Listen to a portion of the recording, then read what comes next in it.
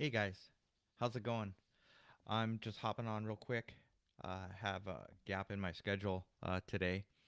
I do counseling on Saturday mornings, and I realize I haven't done a Facebook Live in a long time because been for the past few months have been working on the podcast.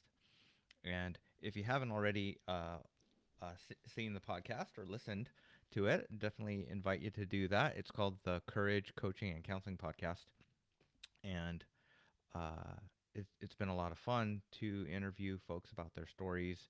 Have had several coaches talk about their work with their clients, and several counselors talk about the type of counseling that they do, and have learned from everyone that I've interviewed, and just been encouraged and inspired by them. And one thing I realized is on the podcast or on the video or podcast, I don't really. I mean, you see me interviewing folks, but what you see is the inexperienced podcaster interviewer side of me, and um, I think if you listen to the YouTube or watch the podcast, you kind of get to know me a little bit, um, but not really. So I'm just hopping on here to give a quick update, kind of what's been going on with me, and to hear from you. Uh, so feel free to check in time about how life is going for you here at the start of fall 2021. So what? Lots been going on. Besides starting the podcast, our family has moved from Southeast Portland to Gresham. So if you're not here in Portland, this is just a suburb of Portland, a little further east. Um, and it's got a different feel, Gresham, to Portland, where I work. I've been working from home, but I usually work at a New Day Counseling Center, which is at the top of Hawthorne in Portland. And I'm just rambling. I'm just hopping on and rambling. um, so we've moved, and that's been fun. Uh, my daughter has started back to school, my youngest, and she's a senior in high school. And so my wife teaches chemistry and life sciences for junior high and high school at that charter school that Grace attends. So they are busy with school. And I don't know about where you're at, but day to day, week to week, it's just wait and see. Like, what are we doing today, this week, with school and safety, with COVID and all that. So we're navigating that, just like so many of you are. And probably the one of the most significant changes that we're experiencing is we've changed churches, and that's been a lot of fun. We started attending in the spring around Easter a church close to us, East Side Imago Dei community, and that's been a joy. It's been really helpful, um, getting to know uh, the folks that attend there, getting to know the leaders. Um, they've they've been in existence for a while.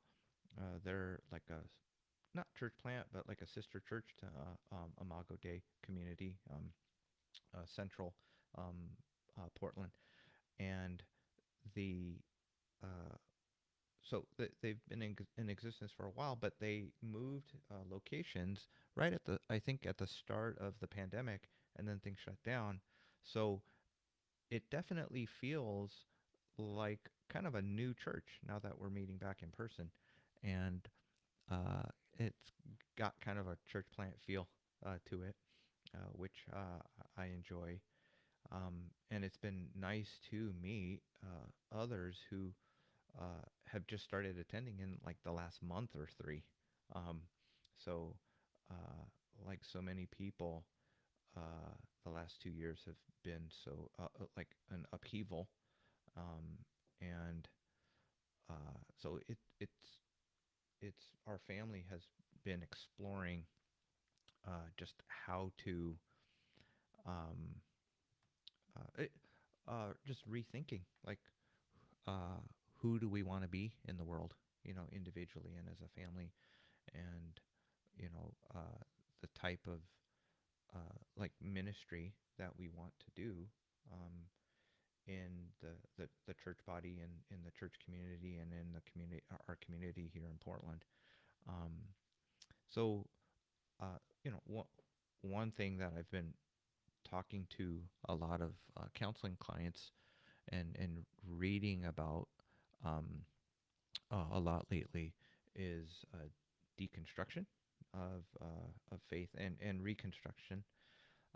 So that those are conversations I'm having a lot with my clients, and it kind of intersects with w- where I'm at. I'm turning 51 next week, and um, yeah, definitely the faith journey, what it means to follow Jesus and be a part of the church body, like a actual local community, but also just to be a Christian and in this world.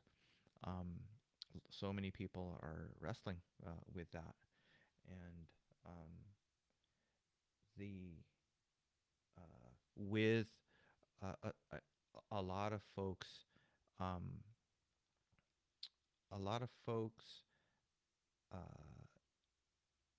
had to, when things shut down, it really forced us to consider, well, what does it mean to be the church, and how do we do church community and friendships and relationships? How do we interact as a church family?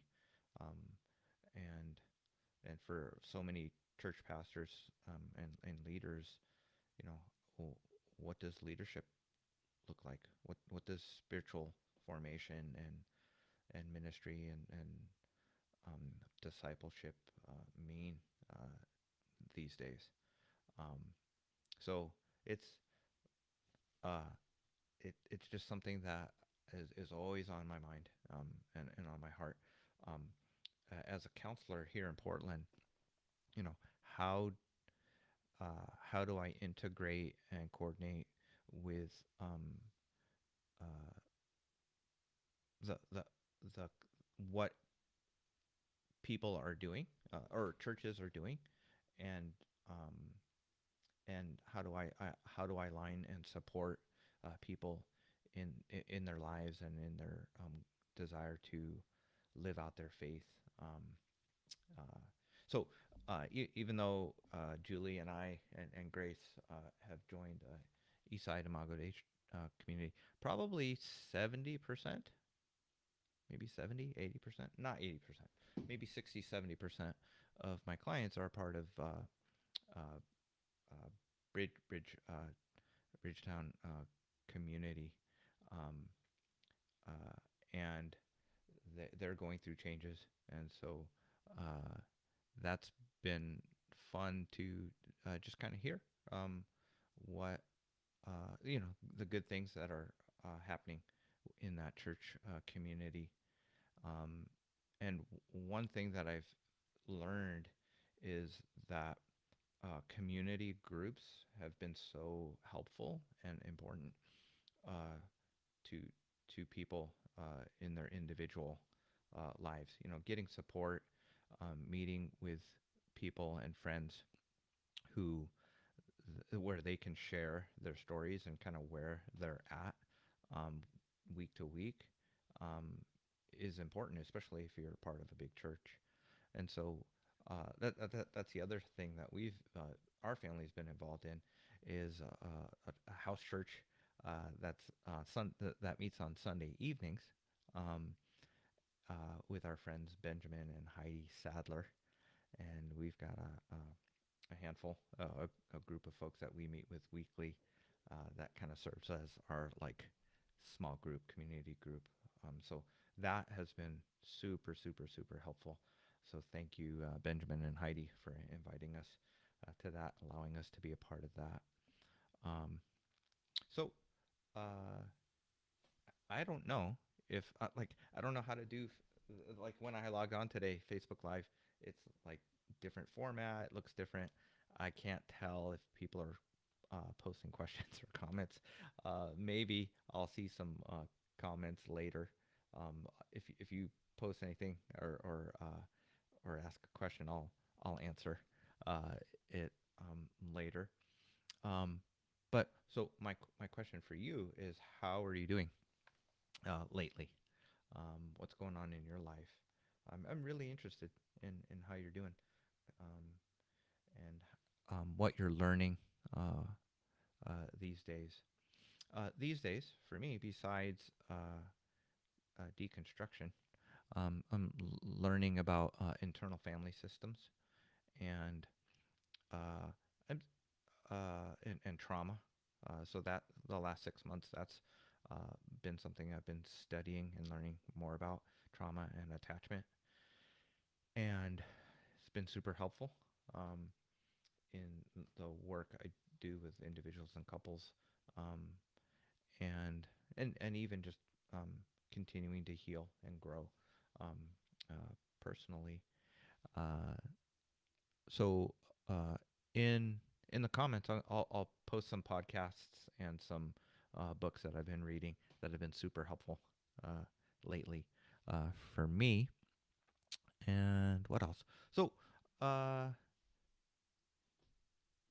this fall, this next month, I have to take some time off work to do some continuing ed.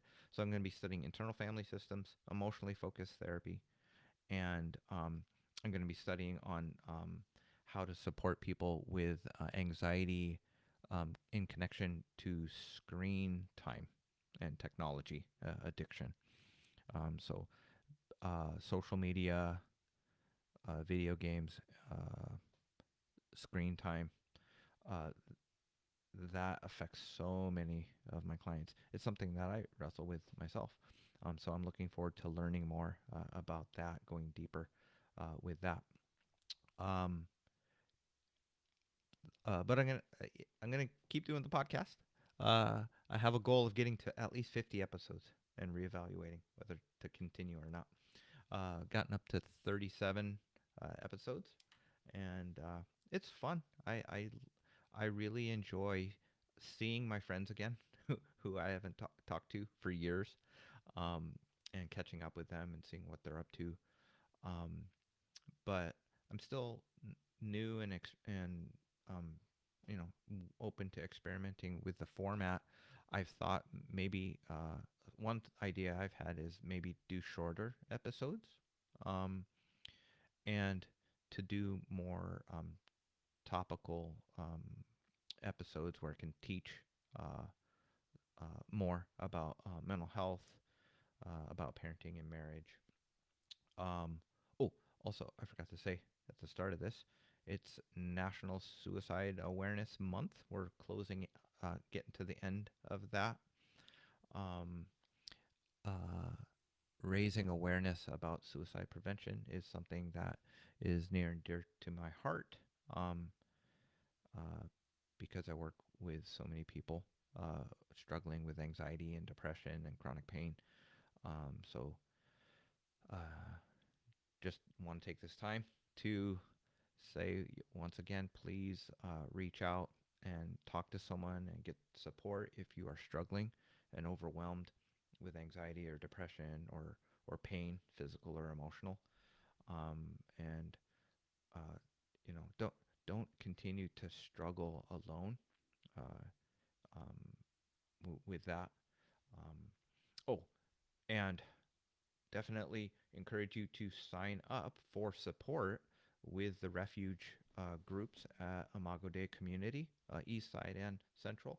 They have support groups meeting in person and online starting in October, so in a week or two.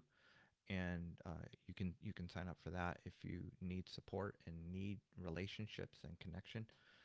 They often say Refuge is about community, is community, and it's hard to navigate the challenges of life alone, especially when it gets hard. Um, I'll post the link for Refuge in there. They've got half a dozen uh, groups, topics that they help with. They've got grief support, the Genesis process, which kind of explores your past and healing from what you've been through, your family of origin stuff. Um, they've got a group on shame, um, and I think they do the gifts of imperfection. Brene, in that they've got a group for anxiety support. They've got grief share or grief support, um, and I think they've got a group on why emotions matter. And that's a book that Tristan and Jonathan Collins wrote. I had a chance to interview Tristan on the podcast about that book. Great book, excellent book. Um, uh, Definitely recommend it to you if you haven't read it.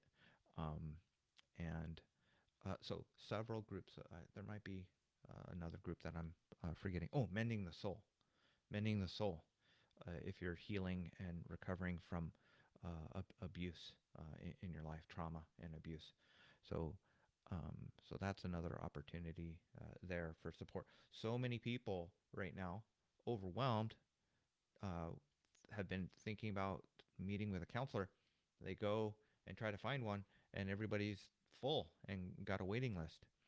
Um, so I have a list of a few people who have openings. So let me know if you're in the Vancouver or Washington or Oregon area. If you're looking for a counselor, um, I'll, I'll post a link to that. If you are a counselor or therapist in Washington and Oregon, please, please, please put your contact info um, on this so people can get a hold of you and tell folks who are watching a little bit about yourself.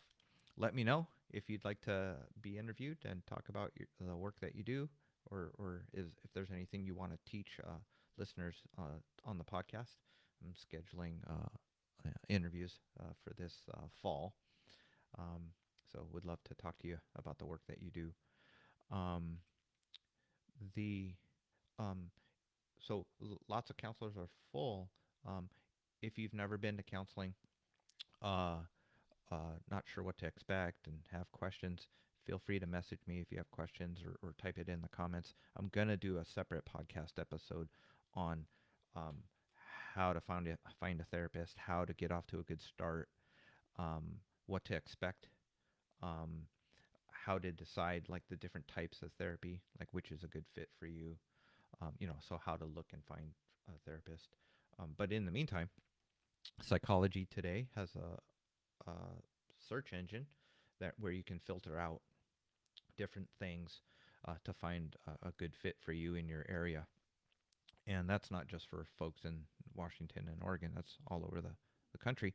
So psychologytoday.com is a good resource. But that's a good general resource. A lot of folks are like, I don't want to just find someone randomly on the internet. Um, so I'll say a little bit more about um, reading people's therapists' websites, and trying to find someone that you can feel safe with and trust.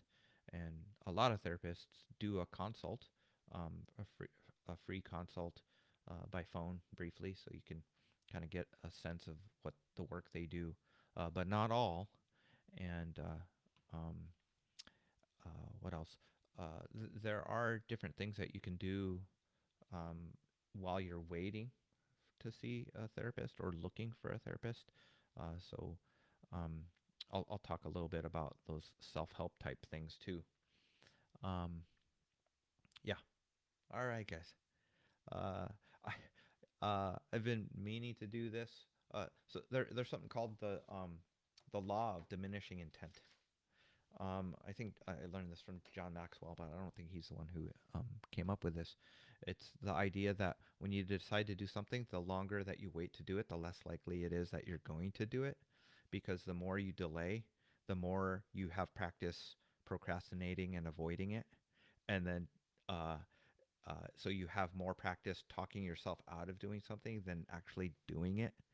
Um, and so I almost did that today with this because it's like, you know, I'm unprepared. I didn't write something. I didn't, you know, uh, and so, uh, but recently went to an open mic, and the one of the featured poets, Maurice Crowley, he's come out with a spoken word book, and he shared a spoken word that he said he hadn't shared with anyone besides his wife um, that night. And one thing that he said that encouraged me, and then also my daughter, um, was that um, I'm I'm scared to do it, so that probably means I should. And it, that was good, and it encouraged my daughter to like actually share a poem that night too, which she had not, or I had not heard. So that was amazing. So thank you for indulging. If you've listened to this, watch this, um, and I hope you have a great rest of today. Have a great weekend. Um, I hope you are well. Like I said, it's National Suicide Prevention Month, the last week of it, and uh, I uh, I hope to do this more when I figure out how to do the interactive thing. I hope you will come on video with me so I can chat with you about some of the things that I've been thinking about talking about, like uh, Jesus and John Wayne, Christianity, uh, uh, muscular Christianity, and biblical manhood and womanhood, and all that stuff. And then also would love to talk to you about integrating emotional health, mental health with spiritual formation and your faith, or anything else you'd like to talk about. Hey guys, take care.